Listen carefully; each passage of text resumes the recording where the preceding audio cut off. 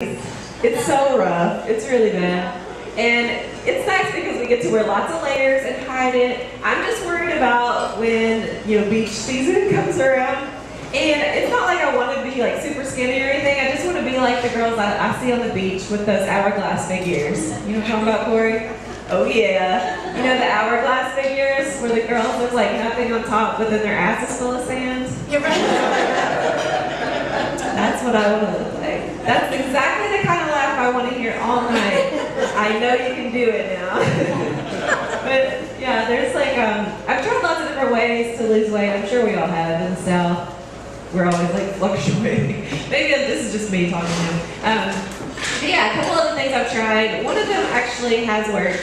It's a diet where when I get a really bad sweet tooth, like food craving, I just put in some of those Crest white strips. That's my diet. It's the whole thing. It works. I lost 2 ounces of teeth. They fall out when you bleach them every day. Yeah, but my teeth glow in the dark, so it worked out. It's cool. I also did Weight Watchers. That's a big thing down here, right? Who said Weight Watchers?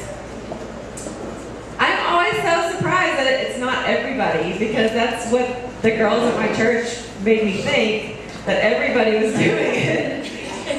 So yeah, I didn't really understand how Weight Watchers work though, because I'm a little bit competitive, and when I hear points, I think, oh, yeah. So the first week of Weight Watchers, I'm down there in the church basement. I'm like, guess what, guys? I got the most points this week. They're like, that's not how it works. So you can't go on the mission trip with us.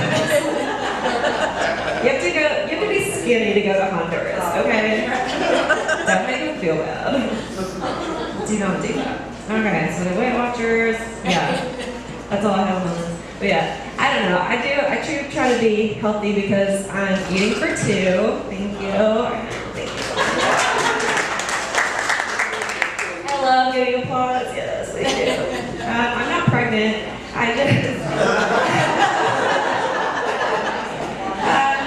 It's just that my best friend's anorexic, so whenever we go out to eat somewhere, I get to eat both meals. So it works out for both of us. She looks good, and I get free food. So I don't. So the people are like, you should get her some help, and I'm like, are you serious? You heard me say free food, right? Okay. Yeah, but I guess all of these jokes, I'm not calling myself fat, you guys. I would never go there, girls, don't call yourself fat. That's my boyfriend's job. People do that. Please don't call yourself fat. There's always a guy waiting to tell you that around every corner. Every time. But yeah, it's like pantyhose season, legging season, pantyhose season. These are Spanx. They make them cute now. And I also had these kinds that are really, really cute called Meowingtons. They're very cool. They have these little cat faces right here above your knee. And I was so excited to buy them, but you have, a problem, ladies. We can't try on pantyhose at the store. They don't like it when you do that. They ask you not to come back. So I just had to say a little prayer right there in the Hot Topic, right in the aisle. And I just said, dear Jesus, I just pray that once I get these pantyhose up over my thighs, people can tell that they are cats. That's what I want. That's all I want out of this. But yeah, I was lucky. I was just really, really afraid that I was going to be bebopping around West End, and some tourist is going to look at me and be like, she really cares about manatees. Yo, girl. Get it. I'm going to say every last manatee. One thigh at a time. Look, my bacon cheeseburger's here. Yay! Awesome. I'll end with this, guys. Guys don't know this, girls do. I don't know if there's any drag queens in the room, but you know this. It never makes you feel good to buy pantyhose at the store, ever. And mostly because they come in the same sizes as mattresses. It's true. You know this. So the way you buy pantyhose, if you've never done it before, you go to the store, you can't try them on there. Target doesn't let you do that. And there's a little chart on the back, and it asks you for your information, and you put in your height and your weight and your number of sexual partners, It tells you what size pantyhose you are. So I did that. And I'm looking at it like, well, it says like I'm a queen size, but for the same amount of money, I feel like I should go with the California king. You know what I mean? But anyway, we have a really, really fun show for you guys. It's all holiday themed. It's all disasters. So I'm going to bring up our first storyteller. Are you ready? With the story, The Stocking Stuffer, please welcome Michael Boegh.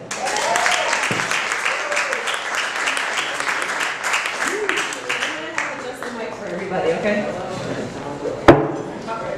Okay. We'll adjust it to your height. I didn't change it. Okay.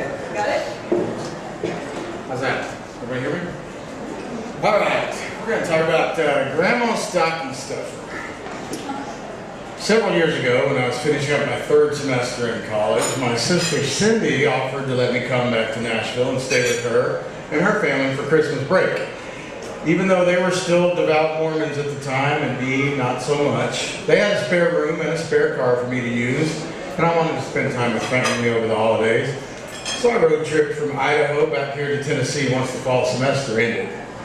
Now Cindy, my sister, and her husband Doug had a Dalmatian. His name was Pepper, and he was a family pet for my nieces, both of which were small children at the time.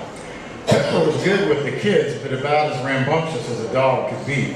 A typical Dalmatian, if you're familiar with the breed. He didn't do well on a leash, and he certainly didn't listen to commands, and it seemed like all he ever wanted to do was run, jump, bark, and roll around in the grass. But he didn't tear shit up either, but so he had that going for him, which was nice.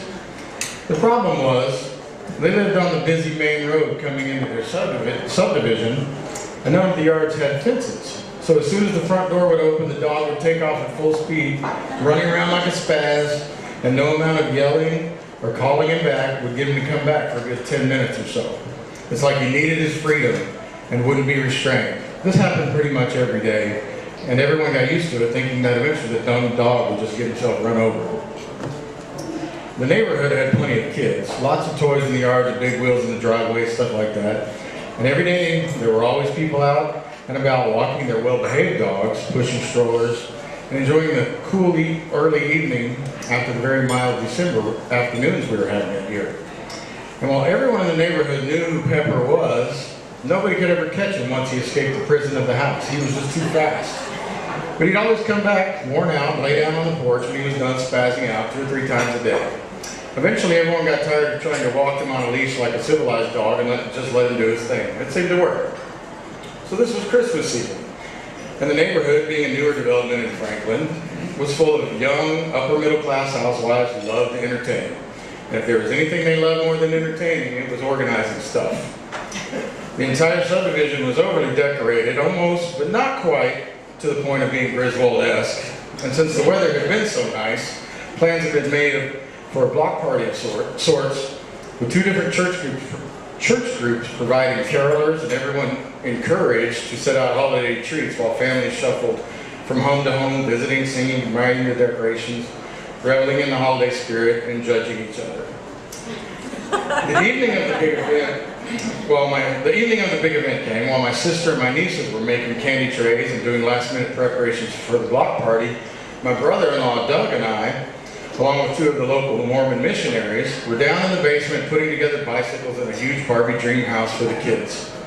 After those chores were done, we were to join everyone upstairs and participate in the festivities. My grandmother also stopped by that evening. Now, Grandma was a big woman, bigger than me. And she always drove cool muscle cars, Mustangs in the early 70s, a big Starsky and Hutch car after that. And that year, she was driving around a blue Firebird. Besides being a big woman, Grandma, I had to say, had turned into a slob during her later years. Her house was always a disgusting mess. Her garage was much like the compact room on the Death Star, knee-deep in trash, with unknown creatures lurking about underneath. And her car, as cool as it looked on the outside, was a rolling dumpster on the inside. Mostly fast food wrappers and old tissues, and everything was covered in dog hair just for good measure. That's just the way she lived. She was a hoarder before reality TV told us what hoarders were. Adding to that hermit mentality was the fact that she was also not very social. She'd pop in and out at random times, but never stayed long because she really didn't like talking to people. So on the night of the block party, after dropping off gifts and visiting for a bit, she decided to head out just as the first group of carolers arrived. They were from the local Baptist church, all dressed up like they'd come straight from a mass adoption event at the local no-kill shelter for ugly Christmas sweaters, standing on the porch ringing the doorbell. We menfolk were just finishing up when they arrived. The four of us were carrying out the empty boxes and packing trash outside just about the same time the carolers showed up and Grandma decided to leave. She opened the front door to go, and of course Pepper the dog saw his opportunity to make a break for it, and he darted out through the crowd of strangers who had just started to sing. He was free at last. My brother-in-law Doug yelled for him to come back, but of course the dog ignored him and started doing laps around the adjoining neighbors' yards while we were stacking the broken down cardboard boxes along the side of the garage, careful that none of the previous contents could be discerned by prying little eyes. Well, Grandma's car was parked next to the garbage cans, which were up next to the garage, and she decided to do a little cleaning and throw away as much trash and fast food wrappers as she could reach while still sitting in the driver's seat. While scooping up the trash to dispose it, she couldn't actually reach the garbage cans without getting back up out of her car. I told her she was a big woman. So the armload of flotsam and jetsam she collected just got tossed out into the driveway. Not caring about the mess she made, she backed out and left, knowing that one of us guys would pick it up since we were already dealing with the trash and boxes that we brought out. All four of us, me, my brother-in-law, the two missionaries, saw the mess and went to pick it up before the dog got to it while the choir launched into Oh Holy Night. We were still a few steps away when Pepper got there first, but the fast food wrappers and paper bags didn't interest him at all.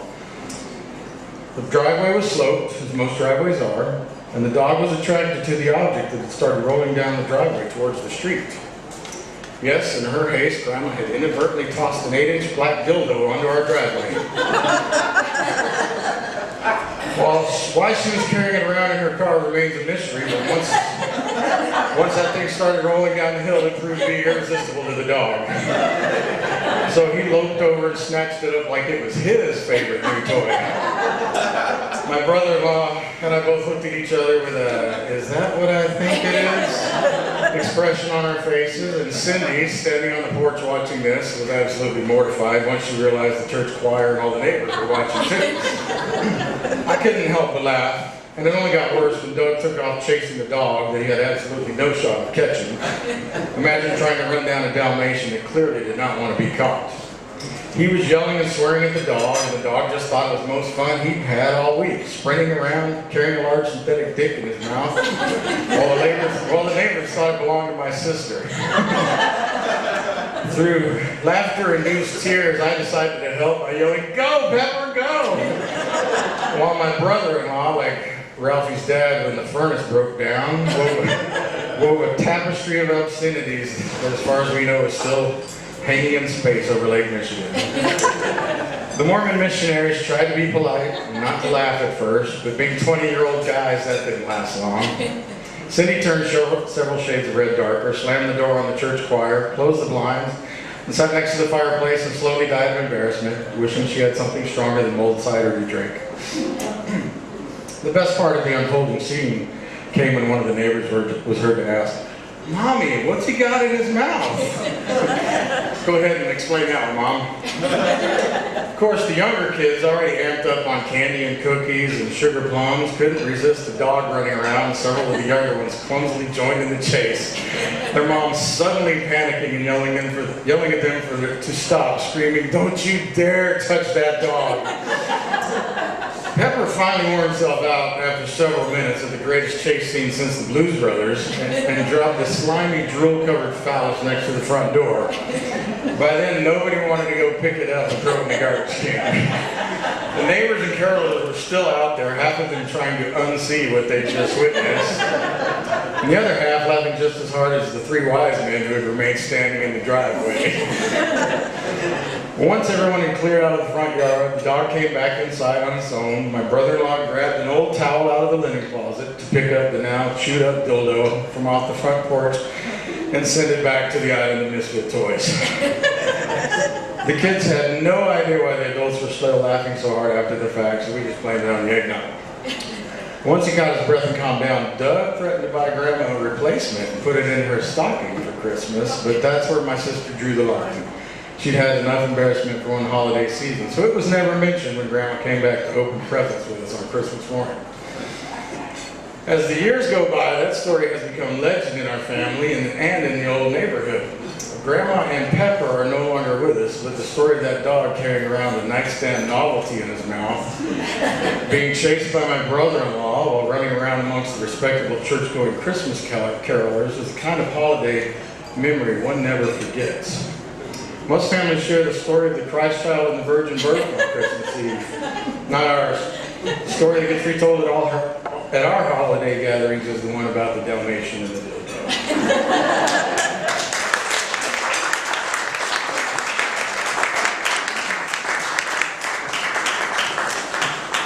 Boegh, everybody.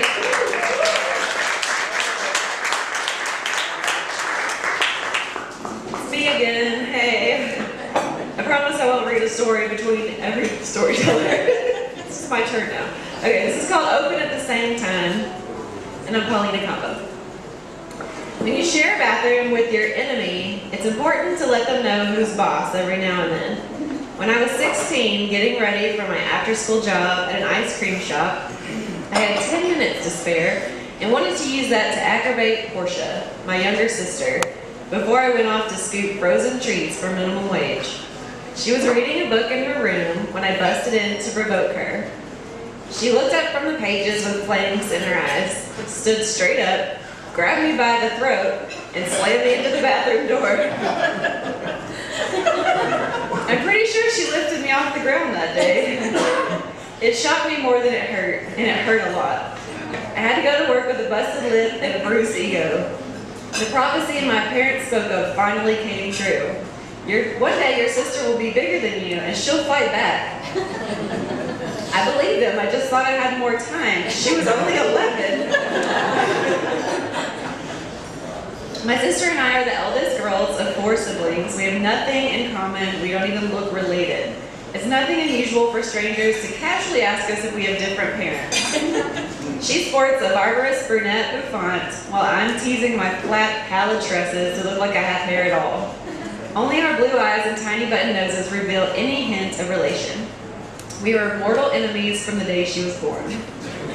I tortured her and called her every nasty name I could think of. Among them were the Beast, Pork Chop, Rude Portia, and Snake Eyes. Snake Eyes had its own theme song. And it was particularly cruel because her 2 front baby teeth had single white dots in the center of each one. As in the worst roll you can roll with 2 dice. I convinced her she was the sole survivor of a multiple birth. But her twin, Dorcia's head, was hidden in our house and haunted her. Our intense sibling rivalry started when she decided to be born the day before Halloween, causing me to miss out on trick-or-treating that year. I'd never seen a newborn look so evil. I'd probably never seen a newborn at all before her, but I knew she was bad news. I never got anything to myself after she came. I had to share my room, toys, friends, even gifts. Everything had to be even with us. When friends or family gave us gifts, it would be 2 of the same thing, in different colors if we were lucky. Once my grandmother saved herself the trouble and bought twin baby dolls and let us each take one, as in separate them at birth. Like a freaky nature versus nurture experiment from the 70s. Obviously, my baby was nurtured while hers was left to nature. To this very day, we'll be opening presents on Christmas morning, and Mom will say, "Hold on, you 2 need to open those at the same time." You would think we once shared our mother's uterus with how concerned people seem to be with balancing the scales. I can sympathize with twins. Although our dad is a twin, and according to him, he and his brother were treated like 2 halves of one person and had to share one of everything, which is why no one feels sorry for us. After the power shift of the bathroom incident, things changed. We cohabitated peacefully for 2 years before I moved off to college. On one of my visits home, we had our cousin over with his new wife for Thanksgiving. They were a young couple and planned to visit her family in New Jersey over the holidays. I was invited along to help with gas and driving. They planned to drive from Tennessee to New Jersey in mid-December. A terrible idea, but a cost-efficient one. I was won over by the promise of going to the city during our visit, which, since I'd never been to New York. Not being allowed to have anything to myself, of course my sister was also invited on the trip. I'm surprised she wasn't set up with her own dorm room after I left. Why should I have to share my trip to the city with her? I was in college and didn't need some junior high dork in her good Charlotte phase tripping over my heels through Times Square. But the only way I got to go was if she did, so we both went. I couldn't wait to brag to everyone back at school about my holiday plans. Oh, you're going home to Beaver Dam for Christmas? I'm spending mine in New York City. I conveniently left out the parts about carpooling there and staying with in-laws in New Jersey. When someone asked what airport we were flying into or which hotel, I just changed the subject to something about finals week. My sister and I were both teenagers without real forms of income. We were just in awe to be in the city, ride the subway for the first time, and retrace Kevin McAllister's steps from my favorite movie, Home Alone 2, Lost in New York. We saw everything we could despite having next to no cash, being with distant relatives we didn't know, and the freezing cold wind and rain that chased us through the streets. The night before Christmas, we watched Saturday Night Live hosted by Jack Black, knowing for the first time in my life I was less than 1,000 miles away from Studio 8H. In fact, I had walked past it that very day. The world felt more possible. The places I dreamed of were just as an excruciatingly lengthy car ride away. The hard part was Christmas morning. My sister and I were sleeping in the guest room of our cousin's wife's parents' house. We asked them to have their Christmas morning and just let us sleep. We asked this so we didn't impose on their family time, but also the thought of waking up on Christmas morning in an unfamiliar place without our tree, our parents and brothers, and stockings was emphatically depressing. We were teenagers and preferred to just sleep through the sadness. Our request was ignored, and bright and early we were woken up to meet around the tree with the rest of the family. No, you guys go ahead, we don't want to get in the way. No such luck. We groggily shuffled down. As a family, we created our own traditions, which we added to on my 30 past Christmases. I can't put my finger on any disastrous ones. As a family, we created our own traditions, which we added to and evolved each year. From Mom's baked French toast that sets in the fridge overnight on Christmas Eve to the bird, a wooden bird gifted to a different family member every year, disguised as a real gift, to Portia's annual jumbo pack of panties in her stocking from Santa. Playing spoons on Christmas Eve is our favorite card game. We had to stop using spoons because we got so competitive we put gashes in the dining room table. We changed it to candy canes, but we're still so rough that the candy canes got obliterated. Now we use candy canes reinforced with tape. The game isn't over until the peppermint inside is pulverized to a fine powder. Despite everything that was unfamiliar and new about that trip, I had my sister. We got along perfectly, the opposite of any family vacation in the past. We were a team. When our cousin made a double entendre of every road sign we passed for 18 hours, we stuck together. When we ran out of gas 5 minutes from the house, because you can't pump your own gas in New Jersey and all the stations closed, we had each other's backs. When the rest of our crew wanted to go to the top of Rockefeller Tower, we decided to stay on the ground level, drink hot chocolate together, and watch people ice skate around the plaza. Our new relatives felt bad for us and offered to pay the $50 for the elevator ride to the top. But it wasn't really about the money. We needed to have our own family time. Warming up in front of the most famous Christmas tree in America. As far as we were concerned, we were already on top of the world. The roof of a skyscraper wouldn't change the view. Thank you.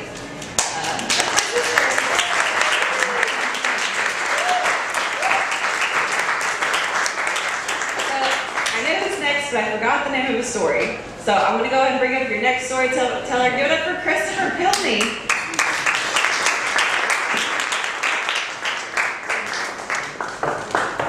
Thank you very much. Let's give a big hand to Paulina here. She's doing an amazing job as always. And let's give it up for Kathleen for putting this together. from personal experience of doing that time of the month, I know it takes a lot to do shows like this, so good job. This is great. You guys having a good time? Yeah? Yeah, me too. So my story is called Christmas in Pantyland. For those who don't know, I worked at Victoria's Secret for a year, and so this is kind of about that experience. Sorry. Much to my fiance's chagrin, I follow Victoria's Secret on Instagram. We'll be laying in bed on a Saturday morning, scrolling through our feeds. She looking for babies and puppies, her two favorite things, and me looking at whatever the hell is there. When a basically naked model will appear on my screen and she'll clear her throat. So when are you going to stop following them? She'll say. Who? Victoria's Secret. Why would I stop following Victoria's Secret? With this, her face will assume a look that says, oh, why do you think, asshole? And then I'll pause for a second before responding, because there's basically a nude chick wearing a thong and licking a lollipop? But what Lauren doesn't understand is that I'm one of those guys who truly reads, or used to read Playboy for the articles. It's an old joke, I know, but they really do have some great writing. Which is exactly how I feel about following Victoria's Secret on Instagram. I don't do it to look at the models. I only do it to read what they write on the back of the panties, because, let's be honest, it's entertaining as hell. When I took the job there a few years ago, I never imagined I would write something like that. Their panties, who cares what they write on the back of them? But Victoria's Secret really takes it to a new level. As a professional writer, they're one of the few writing staffs next to The Onion, Curb Your Enthusiasm, or any show Greg Gaino produces that I still dream about being a part of. And how could I not? During my time in the store, these were some of my favorites that I came across. They were the ones that simply read in bold yellow letters, laugh, which seems counterintuitive to everything I've learned to do to women when they're undressing. There were also ones that read in bold, multicolored letters, surprise! Which is not something I ever want your underwear, or whatever might be in your underwear, to shout at me.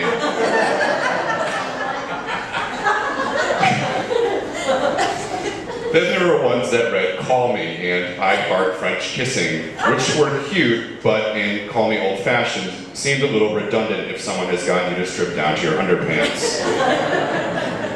Then there were those that involved food, like ones that read Take a Bite, or the ones that said I Heart, followed by a picture of a banana. There were ones that just had a hamburger on the crotch, or a cupcake, or 2 cherries, which confused me for quite some time because who metaphorically has 2 cherries? I later decided these were just a subtle way of saying the first time was just the tip.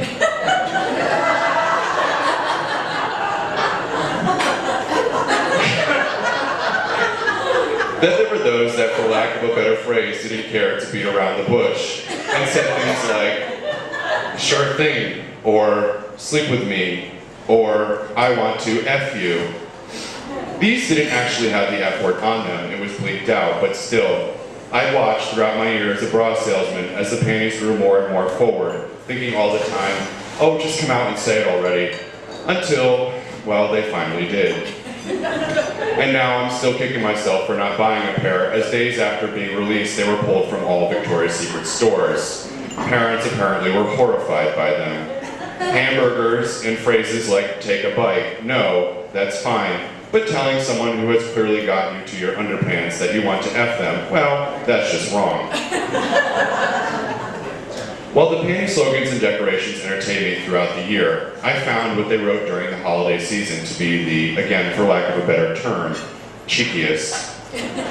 Christmas in and of itself at Victoria's Secret was fantastic, with the cheery pop tunes, the new festive bags, and the numerous celebrities that stopped by to purchase hundreds of dollars worth of sweatsuits.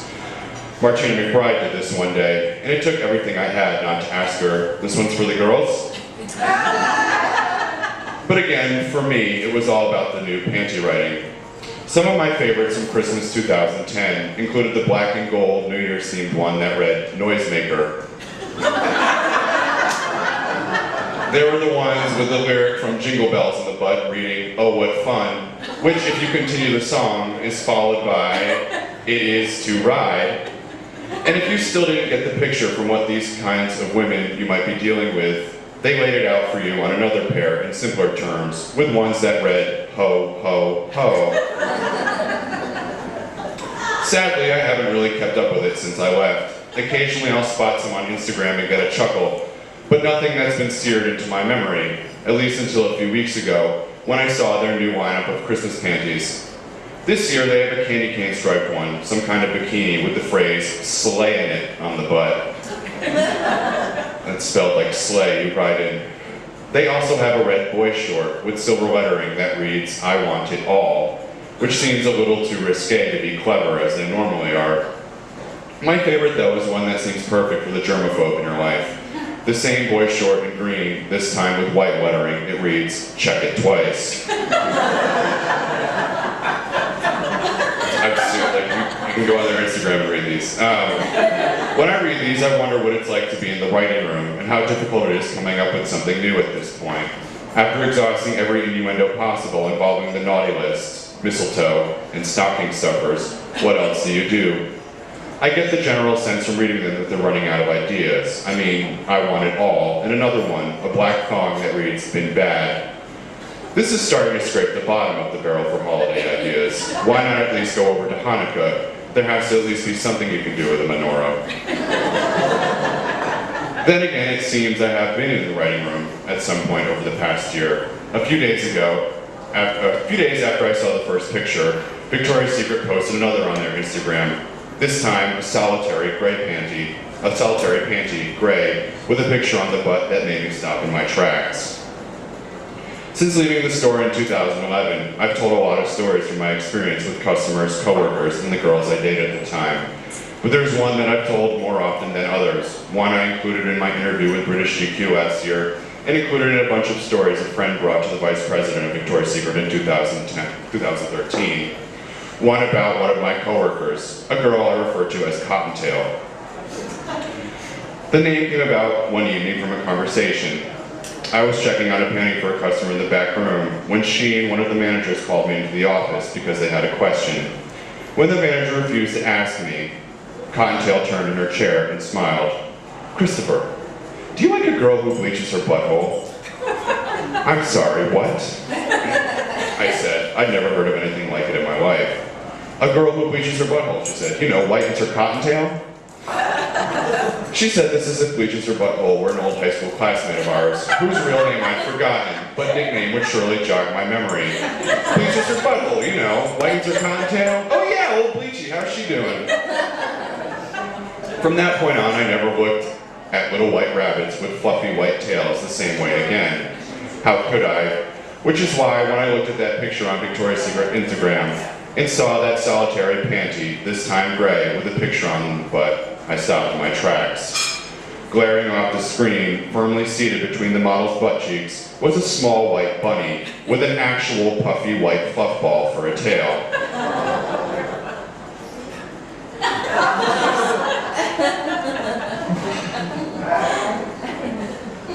I wonder if she whitens her cocktail, I thought. Then I proceeded to text it to everyone I knew. Thank you.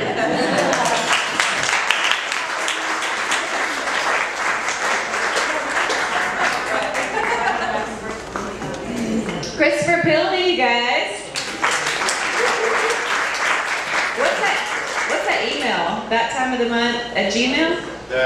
Time of month at gmail.com. timeofmonth@gmail.com if you want to submit an essay for Chris's show. And the theme is hope. Okay, we're going to take a 5-minute break, right? Okay, so 5 minutes, you guys. Meet back here. All right, see you then.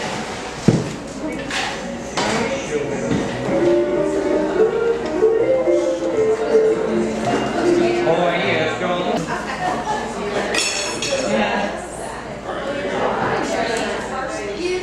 Does anybody have 34 on the back? You did?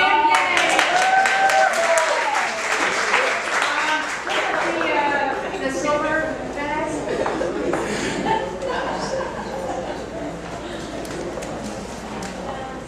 There you go. There you go. And it says a copy of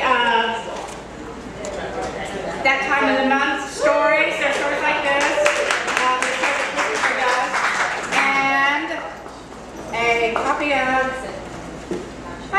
one of my books, the first one. So it's a humorous novel and some candy. So there you go.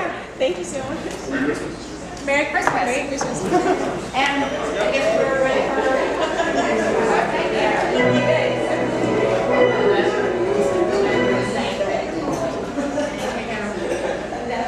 Oh, okay. I was trying to spot her just to make sure she wasn't. All right, you guys ready to get started back again? Intermission over. All right, our next story is called The Christmas Tree. Please welcome Lily Wilson.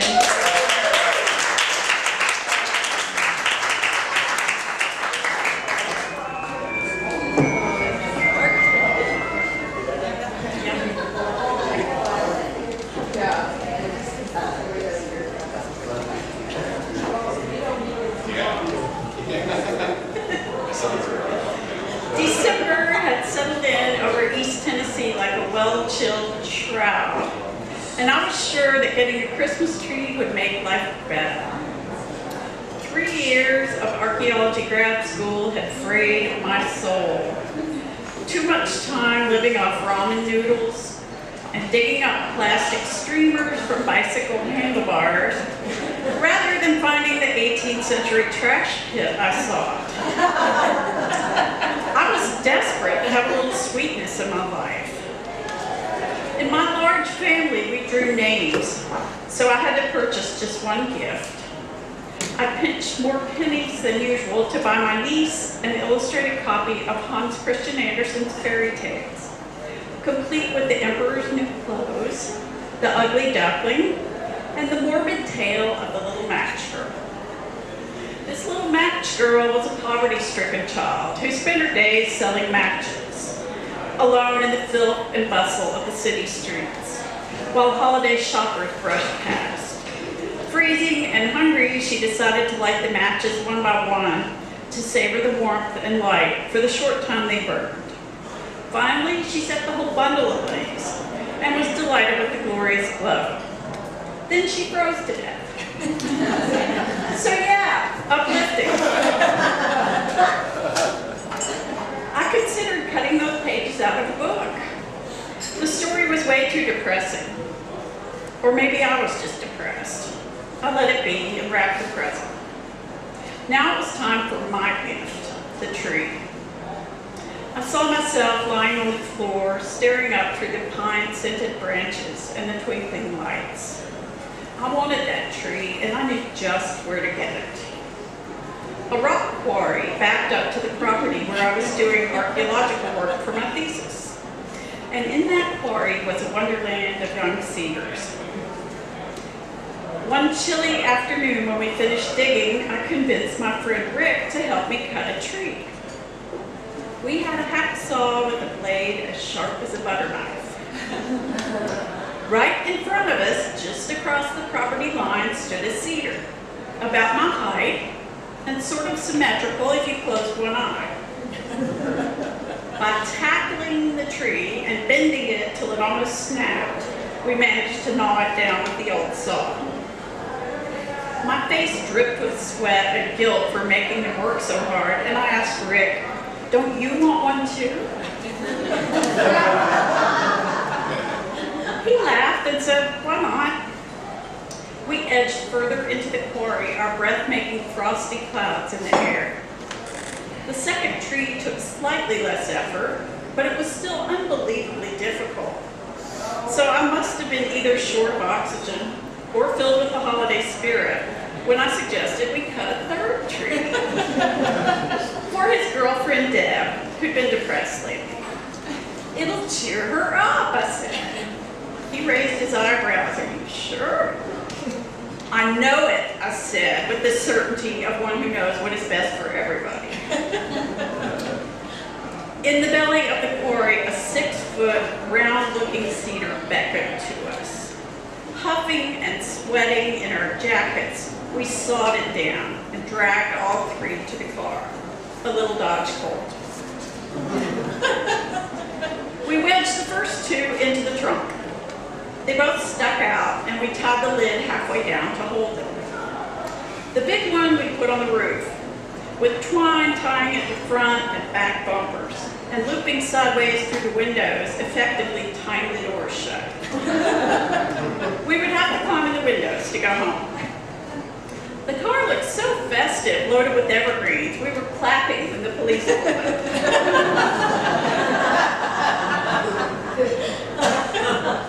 Rick and I looked at each other wide-eyed and both uttered a single word, which roughly translates as, "Oh dear, this doesn't seem to be going well." I've heard that dying people have their lives flashed before them, but at that moment only the grad school part of mine flashed.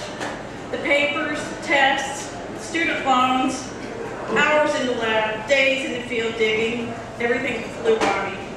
I saw it all circling the drain and my career going to the sewer before it even started. Tomorrow the news would read, "Grad student arrested for stealing Christmas trees." Ms. Wilson, doing research on the property adjacent to the quarry, has been expelled from the university. Everything inside me collapsed, like shuffled, feathered playing cards. I saw myself in jail. I saw my naive attachment to a pagan Christmas tradition as foolish. I hated myself for taking something that wasn't mine, 3 of them. For making my friend accessory to theft, and for giving up my future for an emotional indulgence. All this swept by in less than a minute.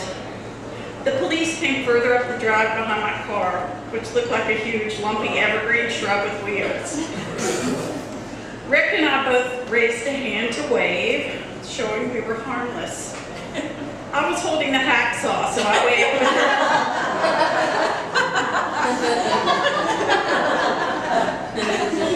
The cops waved back, one holding a cup of coffee. A box of Krispy Kremes rested on their dash. They put the car in reverse and backed out, went on down the road. Rick snorted. "Looks like they're working on an important case." I did not laugh. I was still dealing with a serious heart arrhythmia and trying to decide if I should toss the hacksaw into the quarry. "Give me the keys," said Rick. We climbed in the windows and he started the car, chuckling, "Donuts." Creeping down the road away from the donut eaters, loaded with 3 Christmas trees and a pile of archaeological equipment, we looked like a Far Side cartoon. Rick made his way to the interstate carefully, mindful of our cargo, now even more precious after a glimpse of what the cost might have been. I helped by holding my weight off the seat with my hand. On the highway, we both breathed easier. At this point, we were just people with seekers. We saw others with trees, but most of them had only one. I waved at everybody. It was fun being their Christmas tree toting America. We laughed about how scary it had been, and were saying, "I thought for sure we were dead, and I thought," when the tree on top of the car started to slip. I grabbed the twine at the window and it came loose in my hand. The tree took flight off the roof like a missile. We both yelled and my insides dropped as I imagined the tree going through the windshield of the car behind us, butt in first at 60 miles per hour, impaling the driver in the face. I twisted in my seat, but with the trunk tied partway up over the 2 trees, I couldn't see what was happening. Once more, my life flashed away. This time, I was in jail for manslaughter. And the family of the deceased had sued me, and I had $13 in my checking account. How terrible to have killed someone in such a gruesome and festive way.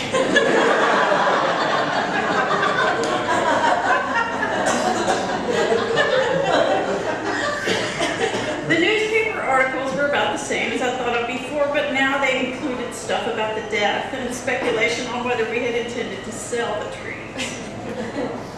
Rick said we'd better pull over. Yeah, I said, yeah. He edged onto the shoulder and so did the vehicle behind us. We climbed out the windows, now loosely wreathed in twine. I was stunned with relief to see the unbroken windshield on the van parked The tree was halfway in a ditch, squashed. I gulped and followed Rick toward the driver's side, scanning the van for damage. As we got close, the guy put his window down, and big clouds of marijuana smoke billowed out, surrounding us in a giant puff. The driver, young, with a scraggly beard and a plaid jacket, stuck his head out and blurted, "Oh man, we ran over your Christmas tree. Man, I'm sorry. We didn't mean to do that. Man, this is terrible." His friend in a hunting hat said, "Dang, man." I stood blinking in the smoke, unable to speak. "Look," said Rick harshly, leaning toward the guy. "From now on, be more careful. And just don't ever do it again." He turned abruptly, threw me a sharp elbow, and we marched back to the colt with indignation, leaving the tree without a glance. Snapping out his pocket knife, Rick cut the twine so we could open the doors and get in the car with some dignity. "Those guys," I said, feeling my life coming back, "those guys were really stoned." "You think?" he said, emerging into traffic. In my side mirror, I saw the guy with the hunting hat get out of the van. Maybe he was taking the whiz, maybe he was taking the tree. I didn't care, he was welcome to it. "So," said Rick, "you gonna put up your tree tonight?" I turned, ready to bite him, saw the earnest look on his face, and realized what an idiot I was. Ashamed of my desperate longing for the tree, which symbolized God knows what, I pushed him to get one too, which he cheerfully obliged me by doing. Then heady with the long absent feeling of, I can have stuff, I'd insisted on harvesting a third for someone who certainly didn't want to fool with it. Did everyone in the 50-mile radius have to get a tree so I could be comfortable with my own desire for one? I had set up a crazy situation we'd been lucky to escape. Now, mortified at the near horrible results, I wanted to distance myself from the mess. "Put up the tree?" I said. "No, I don't think so. I might set it on fire for the spectacle and all, you know, like the little match girl."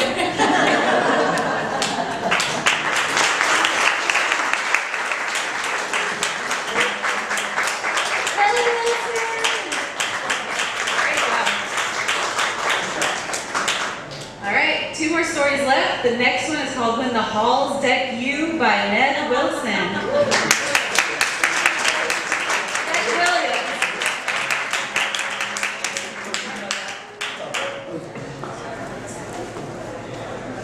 Normally it's the first name everyone gets wrong. Yeah, I was so focused on that.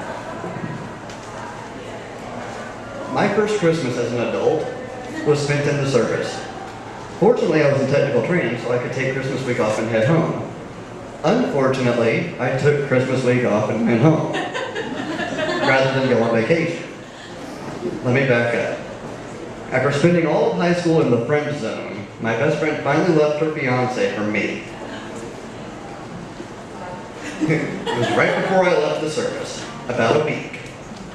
Guess what week that was? The week we couldn't celebrate our union because it was that week. The one that made for lots of tears, hers and mine, though probably for different reasons. All of that was on my mind while I was shopping for her Christmas present at Frederick's of Hollywood. To be fair, I got myself some elephant panties with a fully functioning trunk. But she got the prize. A classy sequined hooker red nightie thing with a black feather boa. That somehow I now have.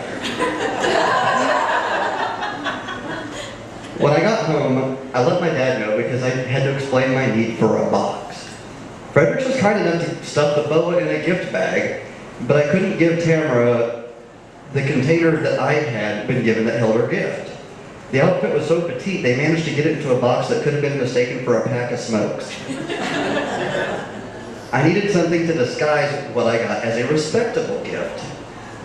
But I was also 19 and couldn't resist wrapping that in duct tape.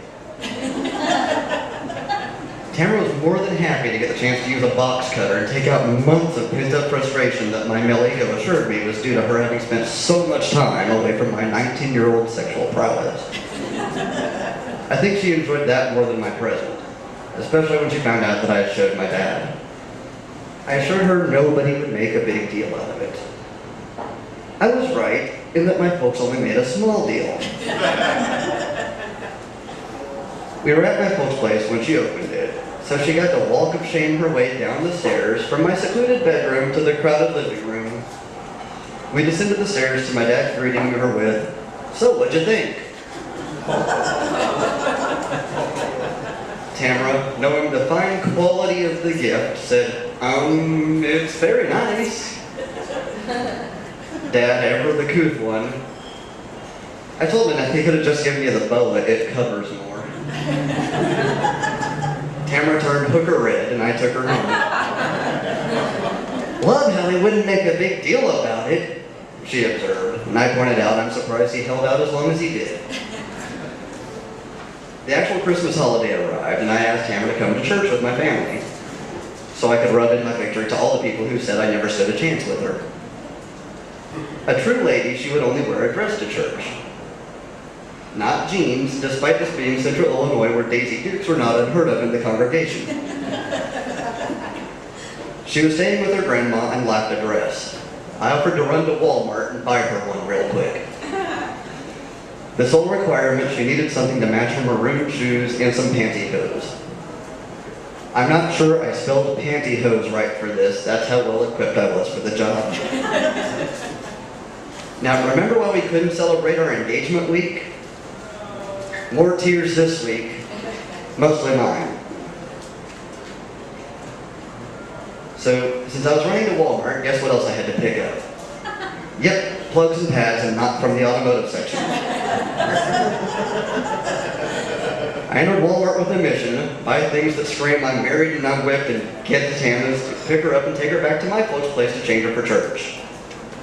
Dating is complicated at the age when one of you has moved out of home already but the other hasn't. I got a black set of hose figuring they match anything so Tamara can wear them with other things. Grabbed the only maroon dress that looked like it was about her size. The floor associate was a huge help. And a friend. She was Tamara's size, so being able to tell me that the dress would fit her helped me far more than having to play that Mr. Miyagi describing game. I know Tamara has a good left hook and a great grapple with the right hand. I've witnessed her high school fights, but I don't think that would help a salesperson with finding a dress size. The female hygiene aisle, or as I now call it, the Great Wall of Cotton, was tumbleweed empty. Nobody to ask for help, but no witnesses either. I'm not sure which was the cloud and which was the silver lining. The options. I learned that pads came in scented. I have yet to learn why anyone would plant their schnoz in a garden while the soil was still self-tilling. Tampons were available in light, medium, and heavy, which I thought meant body size. I damn sure wasn't getting her anything that didn't say svelte or fine. Being in doubt, I defaulted to what saved countless men when in doubt, the variety pack.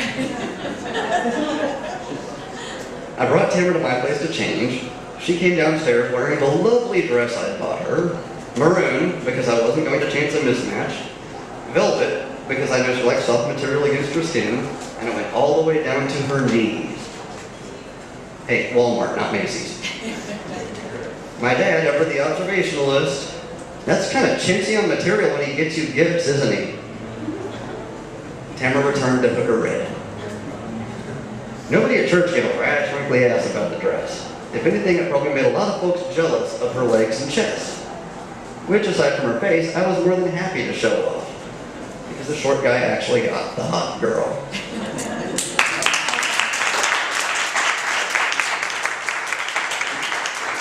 Neth Williams, everybody.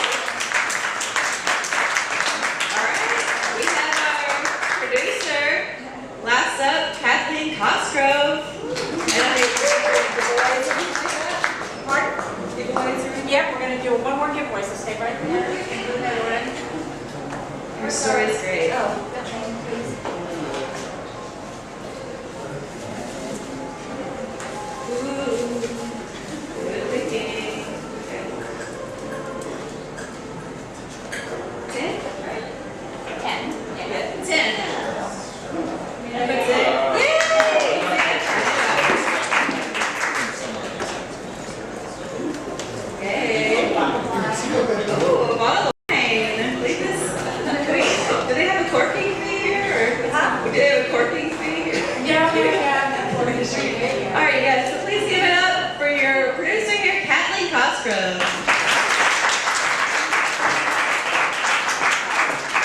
Thank you. Thank you so much, Paulina. Isn't she fabulous? Thank you for listening.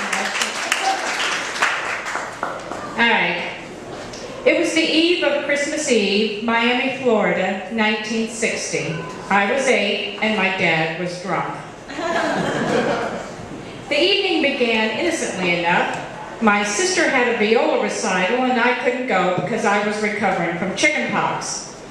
My mother took my brother with her to the program and I was left home with Dad. I had begun work on a new letter to Santa, worried that all the C- grades on my report card would translate into a Christmas morning of flashcards and a dictionary. I was working out how I could use my mastery of I before E grammar skills and perhaps a creative use of some long division when my dad told me to put a sweater on to cover my chicken pox because we were going out.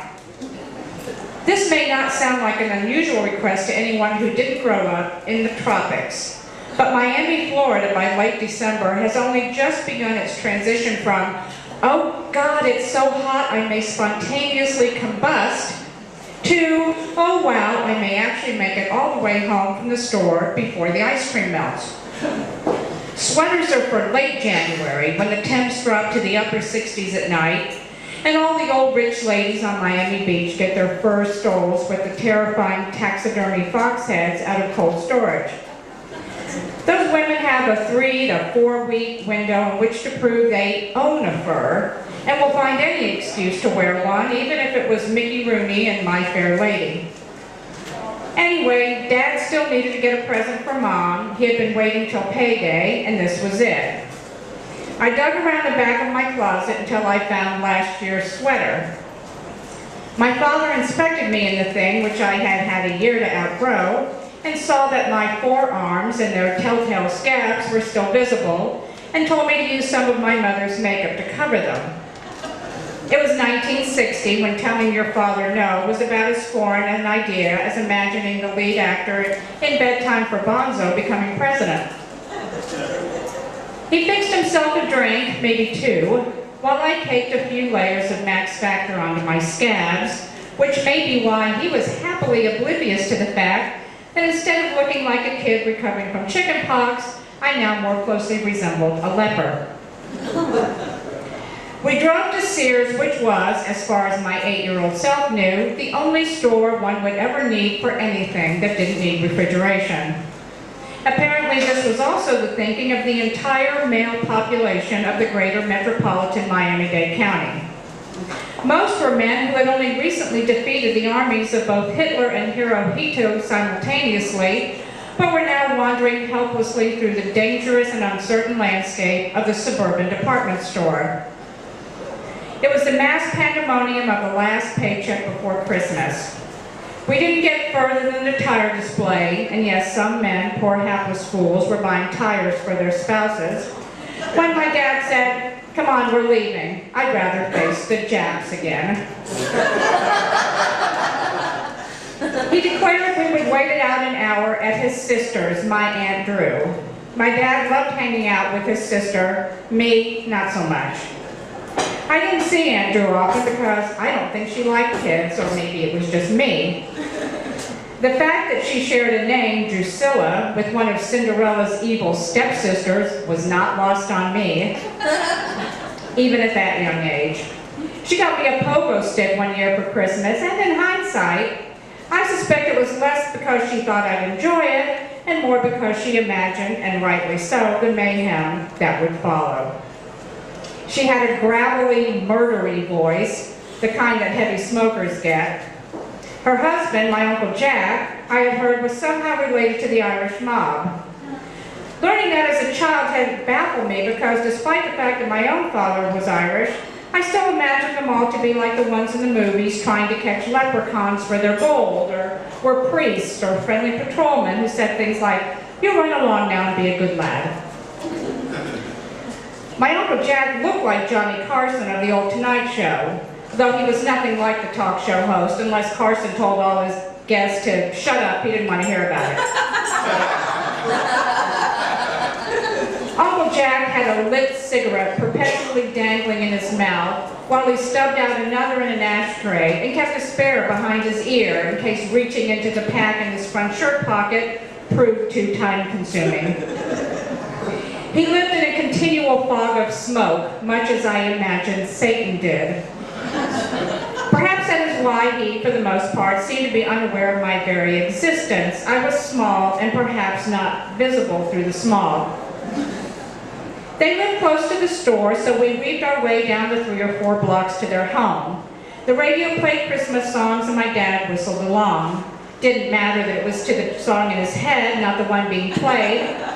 I loved my dad, and seeing him happy made me happy. I would be all right at Aunt Drew's, probably.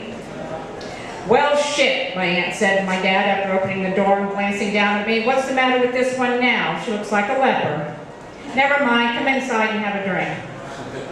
This was how I imagined all grown-ups thought of Christmas. God's way of giving them an excuse to drink for a cause. Pour me another. I'm celebrating the birth of Christ for Christ's sake. I watched the Bing Crosby Family Special on my aunt's living room television while they sat on the patio raising their glasses in honor of the infant Messiah. I left Bing and his family as they gathered around the fake fireplace for the annual singing of White Christmas to join my aunt and uncle around the hibiscus bushes and overturned ladder beside my unconscious dad. This was because the eggnog had suggested to them all that it would be a good time for Dad to look into why the outdoor lights were shorting out. Just as electricity and water do not mix, even more so can be said about mixing household current with Jameson's Irish whiskey. Dad was okay, not too badly hurt, because drunks are like cats when they fall. Always a bit surprised they didn't die in the process, but generally unscathed. However, he was bruised and covered in mud and grass stains. He was not going anywhere soon. My dad cleaned the dirt and gravel from his face and hair and donned his early Christmas gift from Aunt Drew, the always reliable, one size too big, pale blue dress shirt. However, after another round of toast to baby Jesus, the kitchen cat clock with the swinging pendulum tail brought the sad news it was closing time at Sears and Roebuck, and Dad had not yet gotten a gift for Mom. My dad was a machinist at Pan Am. However, at Christmas time, he used to forget he was a machinist at Pan Am and imagined himself the Sultan of Brunei with unlimited wealth. So when my uncle, the evil Johnny Carson, suggested he knew a guy who could probably get his hands on something, my dad didn't even question the price. And so the man came with a cache of things that fell off a truck. Dad decided on a cashmere sweater with the mink collar. After he paid the man who found the things that fell from trucks, more eggnog was had by all, and we made it home in time for me to contemplate my last-minute plea to Santa before bed. The following night, Christmas Eve, as I lay in my room, itchy, yet full of excitement and anticipation, because I had found a way to use both multiplication and the word convalescing, spelled correctly, in my revised letter. I could hear my parents in the living room. My mother had opened her gift for my dad. She squealed with delight, "Oh, Charlie, you shouldn't have. Wherever did you find something so beautiful?" He threw her off track by offering her eggnog and said, "What do you expect? It's Christmas, for Christ's sake."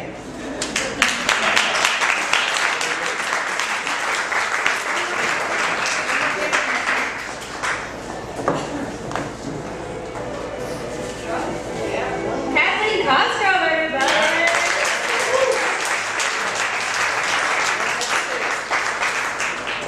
35! Is that over here? 35, anybody? Look on the back of your program. No? Okay. Okay, sorry. Okay. Oh. 10. Oh, I have to get that one again. All right, it's a very professional show over here. Pay no attention to the man behind the screen. Okay. 8! Okay. Yeah.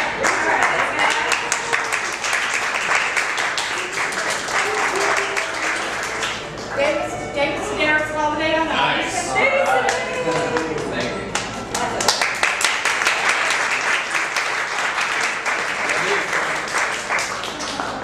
Any other announcements? That's it. Is there another one lined up or? No, I don't have a, but stay tuned on the Facebook page. Life Out Loud, Life Out Loud Facebook page. And the next show in January is Christopher's show. It's Zanies. Yeah, it's Zanies that time of the month. Lots of storytelling going on, so Facebook is the best place to find it. But thank you guys so much for coming out and staying to chat with us. And have a great night. Thanks. Thank you.